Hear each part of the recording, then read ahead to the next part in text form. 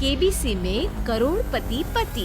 सूरज के जीवन का एक ही फंडा था कि मेहनत तो गधा भी करता है, घर बैठे जो कमाए समझदार वही होता है। इसीलिए उसने कभी नौकरी ही नहीं ढूंढी। इस बात से हालांकि उसकी पत्नी शिखा बिल्कुल भी अग्री नहीं करती थी, पर फिर भी सूरज को समझाना बेकार था। टीवी में कैसे बनोगे करोड़पति का ऐड देखकर उसे लगा कि बस अब तो घर बैठे ही वो करोड़पति बन सकता है, और उसके पीछे उसने अपने सारे सोर्सेस एक्टिव कर दिए। 2 हफ्ते में उसके कलीग के साले के पड़ोसी के बेटे का सोर्स निकलता है जो कि उसे शो में पहुंचा सकता है, और सूरज उससे मिलने चला जाता है। अच्छा, तो हमें मुकेश जी बता रहे थे कि आप हमें शो में पहुंचा सकते हैं। हाँ, उसमें कोई तकलीफ नहीं है। मैं कल अगर कोशिश करूँ तो इसी महीने में आपका नंबर आ जाएगा। अरे ये तो बहुत बढ़िया हो गया। अच्छा, वो सिलेबस और क्वेश्चन पेपर का कोई जुगाड़ है क्या? हैं? उसका तो कोई जुगाड़ नहीं है। तो वो वाकई में कुछ भी पूछ सकते हैं? हाँ, वो तो बच्चन जी पर है, जो पढ़ते हैं वो पूछ लेते हैं। पहली कोशिश फेल होने पर अब सूरज के सामने एक बहुत बड़ा सवाल था कि आखिर जवाब कहाँ से लाए। तब शिखा ने एक सजेशन दिया, क्यों ना सूरज अपने चचेरे भाई सुमित से मदद मांगे, जो कि यूपीएससी की तैयारी कर रहा था। हालांकि इतनी मेहनत करना सूरज को समझ में नहीं आता था, पर कोई और रास्ता ना मिलने पर वो आखिर सुमित से बात करता है। अरे सुमित, हमारा कैसे बनोगे करोड़पति के लिए सिलेक्शन होने वाला है। तुम हमें थोड़े चिट बनाने में मदद करोगे क्या? अरे भैया, चिट बनाए तो सालों हो गए, उसमें हमारा एक्सपर्टीज नहीं है, बल्कि आप बोलो तो हम आपकी पढ़ने में ज़रूर मदद कर सकते हैं। हट, कैसी अनाप शराब बातें कर रहा है तू। सूरज ने सुमित को मना तो कर दिया था, पर तैयारी करने के सिवाय कोई चारा उसे दिख भी नहीं रहा था। खासकर जब 12 के पेपर लीक करने के एक्सपर्ट शुक्ला जो भी हाथ जोड़ लेते हैं। आखिर सूरज को सुमित के पास जाना ही पड़ा, और उसने सुमित और शिखा से वादा किया कि वो बहुत मेहनत करेगा।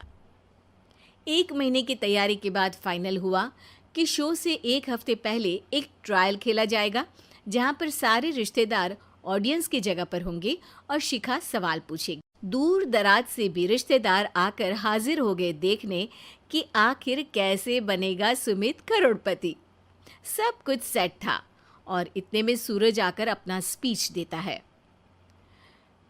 ये 1 महीना मेरे लिए आसान नहीं था, पर अपने भाई सुमित और अपनी पत्नी शिखा की मदद से मैं इतनी दूर पहुंच पाया हूँ। मेरे मम्मी पापा के आशीर्वाद ने भी बहुत साथ दिया है मेरा। मैं उम्मीद करता हूँ कि आज के शो में आप लोगों को बहुत मज़ा आएगा। साक्षी पहला सवाल पूछती है और पूरे कमरे में सन्नाटा छा जाता है। इंडिया में कितने स्टेट्स हैं?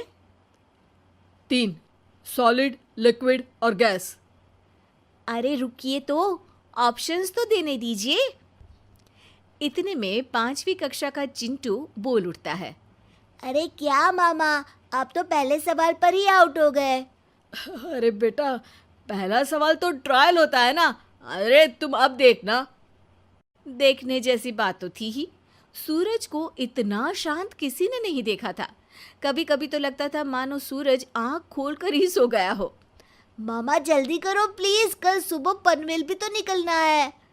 अरे हट, कंसंट्रेट करने दे मुझे। 3 सवाल में 3 लाइफलाइन खत्म हो चुकी थी, और अब चौथे सवाल पर भी सूरज का मौन नहीं टूटा।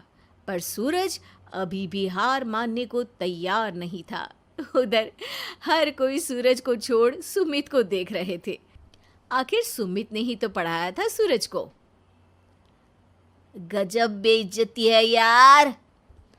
अरे बेटा, तो बाप का, दादा का, भाई का, सबका नाम बुड़वाएगा। अरे 3 लाइफलाइन ले ली तो भी तेरा कुछ नहीं होना है। अरे कोई इतनी बात करता है क्या शो पर? अरे बेटा, शो पर तेरे जैसे भी तो नहीं आते ना। सूरज की ये जंग आखिर 1 घंटे बाद 5वें सवाल पर खत्म हो गई, जब उसने इंडिया के नेशनल बर्ड का नाम कहा, कौवा। अरे बेटा, मज़ा तो बहुत आया, बस थोड़ा टाइम पर ख़त्म होता तो आनंद भी आ जाता। ताने बारिश के बूंदों की तरह बरस रहे थे और सूरज को भी समझ आ रहा था कि ये करोड़पति बनना शायद उसके बस के बाहर की बात है। पर वो आखिर ये बात मान कैसे लेता? वो सख्त लौंडा जो ठहरा, उसने सोचा कि बेइज्जती तो हो ही चुकी है, पर अगर मैं हार नहीं मानूं तो शायद कुछ हो सकता है। शिखा, तुम देखना, असली शो में आग लगा दूंगा, आग। करोड़पति बनूंगा मैं, हाँ। सब्जियां खत्म हो गई है घर पे, ले आओ। पहले पति बन जाओ, फिर करोड़पति बनना। अरे गजब बेइज्जती है यार। बेटा, अभी तो घर पर ही हुई है, 1 हफ्ते में तो तुम देश के सामने करवा कर आओगे। वैसे जब टीवी पर जाओ ना, तो बस अपने मम्मी का ही नाम लेना, ठीक है? कोई पूछे तो बोलना कि पापा नहीं है मेरे। अरे पढ़ाई की, पेपर निकलवाए, इतने सारे लोगों को खाना खिलवाया, क्या फ़र्क पड़ा? इसीलिए मैं कहता हूँ कि मेहनत तो गधा भी करता है, घर बैठे जो कमाए वही सिकंदर। लेकिन मामा, गधे भी जानते हैं कि हमारा राष्ट्रीय पक्षी मोर है।